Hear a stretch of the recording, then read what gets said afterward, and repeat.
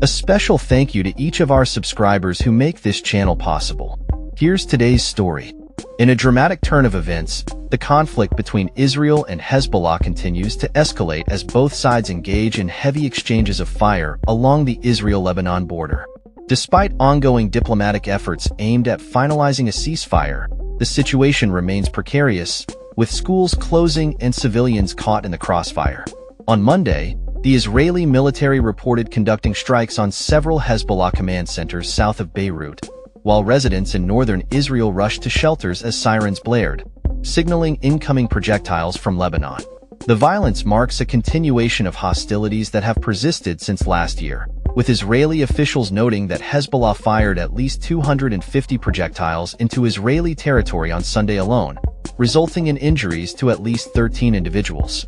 In Lebanon, at least 7 people were reported injured due to Israeli airstrikes. The latest round of attacks follows some of the most intense aerial bombardments seen in months, as both sides appear to be vying for leverage in the ongoing ceasefire negotiations. Amidst the turmoil, U.S. officials, including Defense Secretary Lloyd J.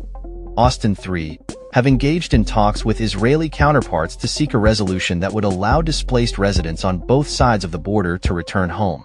Reports indicate that a ceasefire agreement may be closer than it has been since Hezbollah began its rocket attacks in solidarity with Hamas in Gaza, which commenced over a year ago. The backdrop of this conflict is a complex web of regional tensions, with Iranian influence looming large. As Iran increases its nuclear fuel-making capacity, fears of escalating hostilities could have profound implications for global oil markets. Crude oil futures have already begun to reflect the instability, with prices dipping as traders react to potential peace negotiations. Yet, peace remains elusive. Diplomats have pointed out several sticking points in the ceasefire talks, including Israel's demand for guarantees regarding Hezbollah's disarmament along the border. Israeli officials have expressed concerns about the possibility of Hezbollah launching attacks similar to those executed by Hamas, emphasizing that any ceasefire must allow for military action if violations occur. On the other hand, Lebanese officials have stressed that such demands infringe upon Lebanon's sovereignty.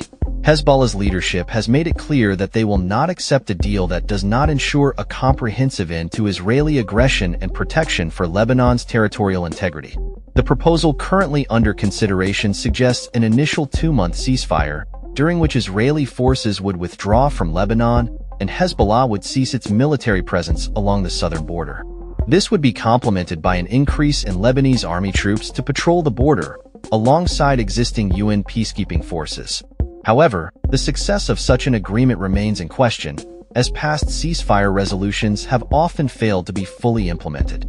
As the situation develops, the world watches closely, hoping for a resolution that could bring an end to the violence that has claimed thousands of lives in both Lebanon and Israel. The stakes are high, and the path to peace is fraught with challenges, as both sides navigate the complex dynamics of regional politics, military strategy, and the urgent need for humanitarian relief. That's all for this story. We upload videos every day covering many different subjects, so hit that subscribe button to stay informed.